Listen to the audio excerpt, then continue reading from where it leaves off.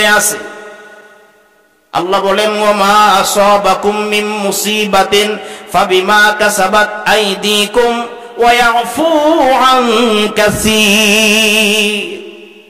দুনিয়ার মানুষ যে যে অবস্থায় পড়ে আছে, মুসিবত পেরেশানি, ছোট হোক বড় হোক, অশান্তি, রোগ বড় হোক ছোট হোক, যত রকমের জায়জামালা অশান্তির মধ্যে পড়ে আছে, এই সবগুলো বান্দার নিজ হাতের কামাই।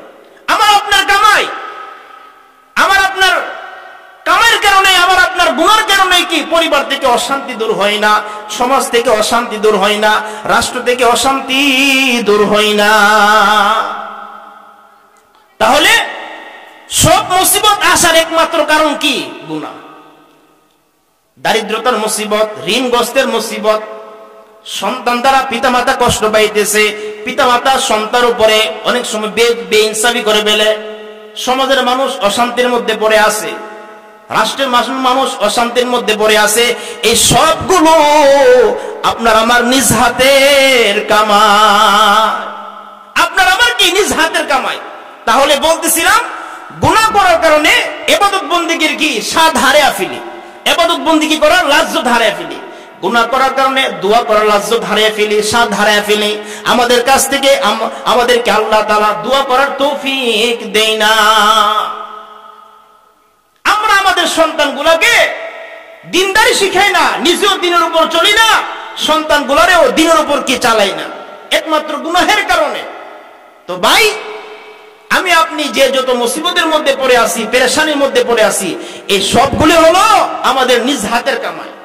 সন্তান দ্বারা কষ্ট পাইতেছি, এইগুলি আমার নিজ হাতের কামাই। সন্তান জন্ম হওয়ার পরে ভালো একটা নাম রাখি না, সন্তানটা বুঝমান হওয়ার পরে তাকে আমি নামাজি বানাই না, সন্তানটা বুঝমান হওয়ার পরে তাকে আমি কোরআন পড়নেওয়ালা বানাই না, সন্তানটা বুঝমান হওয়ার পরে সন্তানকে আমি দিনদারি শিখাই না, নবীর সুন্নত গুলো আমি আপনি শিখাই না। এই জন্য বদ্দিনী সন্তানগুলো বড় হয়ে পিতা মাতারে কষ্ট দিবে না, তো খেদমত করবে। যে সন্তান জানে, যে সন্তানের ভিতরে এই বুঝ আছে যে পিতা মাতারে কষ্ট দিলে, পিতা মাতার নাফরমানি করলে আল্লাহ তাআলা আযাব দিবেন, হায়াতের দৌলতে বরকত উঠাই নিবেন, এই সন্তান কোনোদিন পিতা মাতারে কি করবে না, কষ্ট দিবে না। আমি আপনি কেন সন্তানদের কাছ থেকে খেদমত পাই না, কেন সঠিক খেদমতটা পাই না, সুন্দর ব্যবহার সন্তানদের থেকে কেন পাই না? একমাত্র কারণ হলো সন্তানগুলারে দিনদার না বানানোর কারণে। সন্তানগুলারে যখন দিনদার বানাইবো, কোরআন পড়নেওয়ালা বানাইবো, নবীর সুন্নাত যখন সন্তানগুলারে শিক্ষা দিব, এই সন্তান বড় হয়ে পিতামাতার কি করবে? খেদমত করবে। সন্তানগুলা যখন হারাম বর্জন করবে, সন্তানগুলা যখন নবীর সুন্নতের উপর কি করবে? চলাফেরা করবে, সন্তানগুলা যখন দিনদার হয়ে চলাফেরা করবে, নামাজি হয়ে যাইবে, পর্দানিশীন হয়ে যাইবে, সন্তান যখন গুনার কাজ বর্জন করবে, নেক আমল করবে, এই সন্তানের নেক আমলের এক অংশ আল্লাহ তাআলা সেই পিতামাতার কবরে পৌঁছাইয়া দিবে। নেককার সন্তানের নেক আমলের এক অংশ আল্লাহ তাআলা পিতামাতার কবর কি করবেন? পৌঁছাইয়া দিবেন। যেমন আপনারা আজকের এই মাহফিল আয়োজন করছেন মরহুম কালামিয়া সাহেব রাহমাতুল্লাহ আলাইহির স্মরণে। এই মাহফিল পড়াইতে গিয়ে যে নেক আমলগুলি হইতেছে, এর একটা অংশ আল্লাহ তাআলা ওনার কবরে পৌঁছাইয়া দিবেন। সুবহানাল্লাহ। ওনার জন্য কি হবে? দোয়া হবে। ওনার উসিলায় মানুষরা দ্বীনের কিছু কথাবার্তা শুনতে পারবে। এখান থেকে অনেক মানুষ দ্বীনের কথা শুনে নামাজি হবে, হারাম বর্জন করবে, হারাম খাদ্য বর্জন করবে, গুনার কাজ বর্জন করবে। এই নেক কাজগুলির নেক এক অংশ আল্লাহ তাআলা এই মরহুমের কবরে কি করবেন? পৌঁছাইয়া দিবেন। তাহলে মেরে মুহতারাম ভাই, দোস্ত, বুজুর্গ, আপনি আমি যদি দিনদার না হই, দ্বীনের বুঝ না থাকে, তাহলে হায়াতের দৌলত চলে যাইতেছে, বরফের মতো গলতেছে। বরফ যেমন বাজারে নিয়ে বাজারে উঠাইলে বিক্রি করার জন্য কেউ যদি কিনে নেয়, তাহলে বরফ শেষ হয়ে যাবে। কেউ যদি কিনে নাও নেয়, ক্রয় নাও করে, এরপর কি বরফ গলতেই থাকবে। আমি আপনি যদি হায়াতকে সঠিক সময়ে ব্যবহার করে হায়াতের দৌলত পাইয়া যদি নামাজি হয়ে যাই, হায়াতের দৌলত পাইয়া যদি কোরআন পড়নেওয়ালা হয়ে যাই, হায়াতের দৌলত পাইয়া যদি তাহাজ্জুদ গুজারি হয়ে যায়, গুনাহ মুক্ত জিন্দেগি করি, হারাম মুক্ত জিন্দেগি করি, হায়াতের দৌলতের মধ্যে যদি আমি আপনি নবীর সুন্নতকে জিন্দা করে ফেলি, তাহলে এই হায়াতটা হইল দামি হায়াত। আমাদের শেষ ঠিকানা মৃত্যুর মাধ্যমে হয়তো বান্দা জান্নাতে প্রবেশ করবে অথবা কি করবে, জাহান্নামে প্রবেশ করবে। এই যে হুজুরে দীর্ঘক্ষণ সময় জান্নাতের গুণাগুণ বর্ণনা করতেছিল, তাদের জন্য জান্নাত। যারা মুমিন, যারা মুত্তাকি, যারা নামাজি, যারা হারাম বর্জন করে গুনাহমুক্ত জিন্দেগি করে, এদের জন্য আল্লাহ তাআলা কি করবেন, জান্নাত দান করবেন। আর হায়াতের দৌলত পাইয়া অবিরাম গুনার কাজ করতেছে, অবিরাম নাফরমানি কাজ করতেছে, এই সমস্ত মুমিন গুনাহগাররা হাসরের ময়দানে জাহান্নামে প্রবেশ করবে। তাদের শাস্তি, নির্ধারিত শাস্তি শেষ হওয়ার পরে আল্লাহ তাআলা কি করবেন, জান্নাত দান করবেন। এই জন্য ভাই দোস্ত বুজুর্গ, হায়াতের দৌলত রে গুনাহমুক্ত জীবনের মাধ্যমে কাজে লাগাইতে চাইনি, আল্লাহর ওলি হইতে চাইনি। হ্যাঁ, হায়াতের দৌলত রে কাজে লাগায়, নিজের সন্তানগুলাকে নামাজি বানায়, সন্তানগুলাকে দ্বীন শিক্ষা করায়, নিজেও নামাজ পড়ি, সন্তানগুলোরও কি বানাই, নামাজি বানাই। নিজেও আমি পর্দা করি, আমি মা হয়ে নিজে পর্দা করি, তাহলে না আমার মেয়ে পর্দা করবে। কি বলে, মা যদি সবসময় বাজারে আসা যাওয়া করে, মা যদি মার্কেট করতে যায়, মা যদি জমিনে যায়, শহরে বন্ধে ঘোরাফেরা করে, এই মায়ের মেয়ে কি পর্দা করবে? বলেন, পর্দা করবে? সুন্নত শিখবে না। আর মেয়ে, যার মা যদি তাহাজ্জুদ পড়নেওয়ালা হয়ে যায়, মা যদি তাহাজ্জুদ পড়নেওয়ালা হয়ে যায়, মেয়েটা মাকে দেখে ফজর নামাজ আদায় করবে। মা যদি কোরআন পড়নেওয়ালা হয়ে যায়, মেয়েটা কোরআন পড়নেওয়ালা হয়ে যাইবে। মা যদি জিকির কারণেওয়ালা হয়ে যায়, সন্তানকে কি বানাইবে, জিকির কারণেওয়ালা বানাইবে। পিতা যদি সুন্নতওয়ালা হয়ে যায়, নবীজির সুন্নতগুলি যদি পিতামাতা নিজের আমলের জিন্দেগি নিয়ে আসে, তাহলে ছেলে মেয়ে অবশ্যই দিনদার মুত্তাকি হয়ে যাইবে। আমাদের যাদেরকে আল্লাহ তাআলা সন্তানের নিয়ামত দান করছেন, এই সন্তানগুলোরে আমরা তাদের সঙ্গে সদ্ব্যবহার করি, তাদেরকে আমরা দিনদার মুত্তাকি বানাই। বলছিলাম না একটু আগে যে সন্তান দ্বারা কেন খেদমত পাই না? এক নাম্বার কারণ হলো এই সন্তানগুলোর আমি দিনদার বানাইতেছি না, মুত্তাকি বানাইতেছি না। সন্তানরে গুনাহ চিনাইলেই না, গুনার শাস্তির কথা বললেই না সন্তান গুনাহ বর্জন করবে। সন্তানরে জাহান্নামের ভয়াবহ শাস্তির কথা শিখাইলে না সন্তান হারাম কাজ থেকে বেঁচে থাকবে। সন্তানকে তার মালিক চিনাইলে নে, সন্তানগুলো নামাজি হয়ে যাইবে, আল্লাহওয়ালা পর্দানিশীন হয়ে যাইবে। আমাদের উপর কি আছে? হক আছে। আমাদের যাদেরকে আল্লাহ তাআলা সন্তানাদের নিয়ামত দান করেছেন, এই সন্তানগুলোরে আমরা সৎ শিক্ষা, দ্বীন ইসলামে কি করে শিক্ষিত করাই। সন্তান যদি আলেম হয়ে যায়, সন্তান যদি হাফিজ কোরআন হয়ে যায়, সন্তান যদি দিনদার মুত্তাকি পরহেজগার আল্লাহওয়ালা হয়ে যায়, এই সন্তান কোনোদিন কি করবে না, পিতামাতারে কষ্ট দিবে না। এই সন্তান পিতামাতারে বৃদ্ধকালে কি রাখবে না, বৃদ্ধাশ্রমে রাখবে না, যে সন্তানের ভিতরে দ্বীনের বুঝ থাকবে। ভাই, হার অবস্থায়, হার জায়গার মধ্যে দ্বীনের বুঝ না থাকার কারণে, দিনদার মুত্তাকি না হওয়ার কারণে পরিবারের মধ্যে কি অশান্তি পড়ে আসে।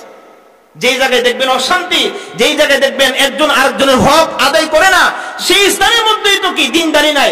সেই স্থানের মধ্যে ফাসিক ফুজ্জার, সেই স্থানের মধ্যে বদকার দ্বারা কি আছে, ভরপুর হয়ে আছে। এই জন্য আমরা আমাদের পরিবারগুলোকে, পরিবারের মধ্যে কি দ্বীনের হাওয়া জারি করে দেই। মা নামাজি হয়ে যায়, বাবা নামাজি হয়ে যায়, সন্তানগুলোকে নামাজি বানায়, তাহলে আল্লাহ তাআলা পিতামাতা রুজি রোজগার কি করবেন, বরকত দান করবেন। নামাজ পড়ার দ্বারা সংসারের অভাব দূর হয়ে যাইবে, নামাজ পড়ার দ্বারা ঋণ পরিশোধ করার সহজ ফায়সালা হয়ে যাইবে, নামাজ পড়ার দ্বারা আল্লাহ তাআলা খুশি হয়ে যাইবে, নামাজ পড়ার দ্বারা বান্দা জান্নাতের নিকটে চলে যাইবে। আর আমি যদি পিতামাতা হইয়া নাফরমানি বর্জন না করি, গুনাহ কাজ বর্জন না করি, হারাম কাজ বর্জন না করি, তাহলে আমার সন্তান তো দিনদার হবে না, আমার সন্তান তো মুত্তাকি হবে না। আমার সন্তান যদি তার ভিতরে দ্বীনের বুঝ না থাকে, তাহলে সন্তান আমি পিতামাতার কি করবে না, খেদমত করবে না।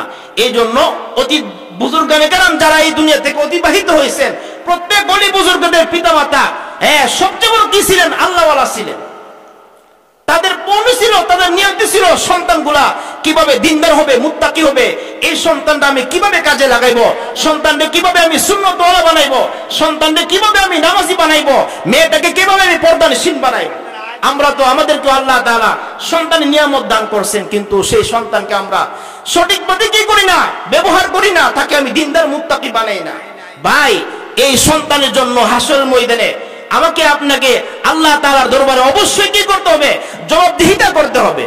আল্লাহ বলেন ইয়া আইয়ুহাল্লাযীনা আমানু কু আনফুসাকুম ওয়া আহলিকুম নারা। আল্লাহ বলেন হে ঈমানদারগণ, নিজে জাহান্নামের আগুন থেকে বাঁচো, হ্যাঁ আহলকে পরিবার পরিজনকে জাহান্নামের আগুন থেকে বাঁচাও। আপনি স্বামী হয়ে গেছেন, স্ত্রীকে পর্দানশীল বানান। স্ত্রী যদি বেপরদা হয়ে চলাফেরা করে, স্বামীকে হাসরের ময়দানে আল্লাহর সামনে জবাবদিহি করতে হবে। পিতা হয়ে গেছেন, মেয়েটাকে কোরআন পড়নেওয়ালা বানান, ছেলেটাকে নামাজি বানান, সুন্নতওয়ালা শিখান, ছেলেটাকে দ্বীনের উপর চলেবার তৌফিক দান করেন, আল্লাহর দরবারে দোয়া করেন। পিতা হয়ে গেছেন, সন্তানগুলোকে নামাজি না বানাইলে আল্লাহর সামনে আপনি জবাবদিহি করতে হইবে।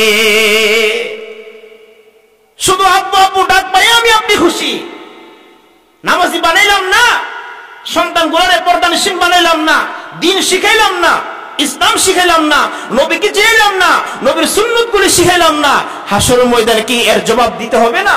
অবশ্যই দিতে হবে।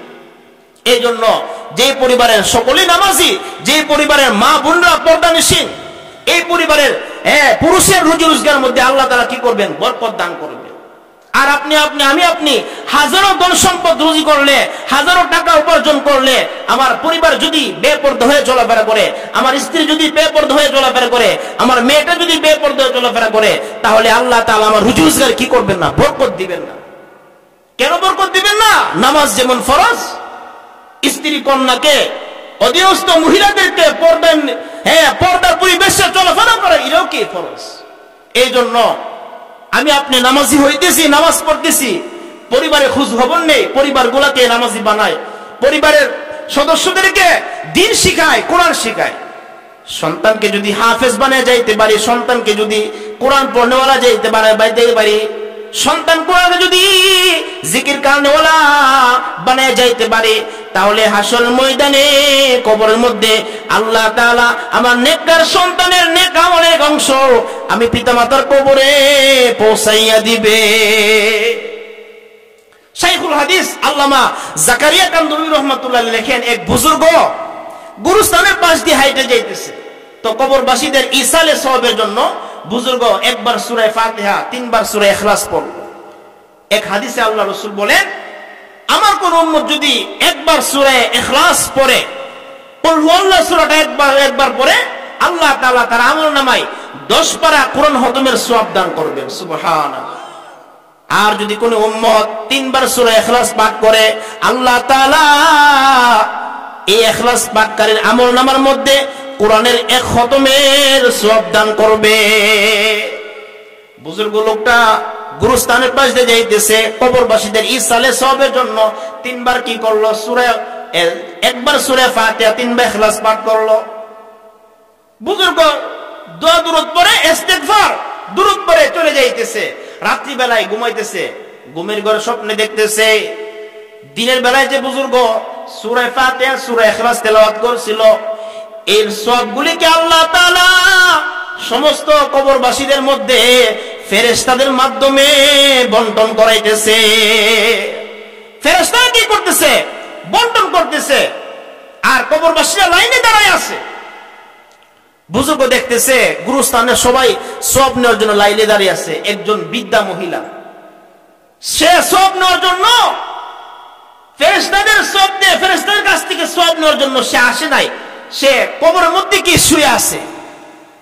বুজুর্গ বলতেছেন, মা আপনি দেখেন না, আমার সূরা ফাতিহা, সূরা ইখলাসের সওয়াবগুলি নেওয়ার জন্য মহিলারা, মানুষরা লাইনে দাঁড়ায় আছে, আপনি কেন কবরে শুয়ে আছেন?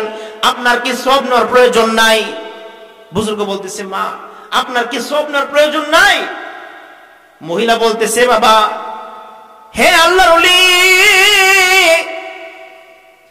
দুনিয়ার মধ্যে আমার একজন নেককার সন্তান আছে, আমার নেককার সন্তান আমার জন্য কোরআন তেলাওয়াত করে, আমার নেককার সন্তান আমার জন্য নফল নামাজ পড়ে, আমার জন্য দান খয়রাত করে, সদকা করে, আমার জন্য দুনিয়ার মধ্যে ভালো ভালো কাজ করে।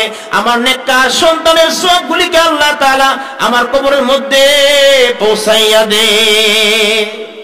আমারই তো সন্তান আছে, আমার সন্তানে তো আমার জন্য নেক আমল প্রেরণ করতেছে, তোমার সওয়াব নেওয়ার কিসের প্রয়োজন? আল্লাহ নবী বলেন ক্বালান নবী সাল্লাল্লাহু আলাইহি ওয়াসাল্লাম